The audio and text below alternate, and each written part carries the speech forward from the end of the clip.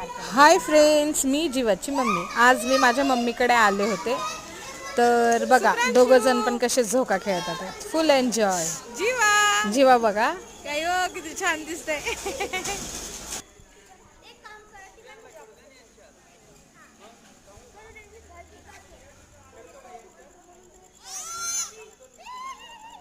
आवाज ए पडेन पडेन. ए त्याला नाही खेळायचं, काढ त्याला.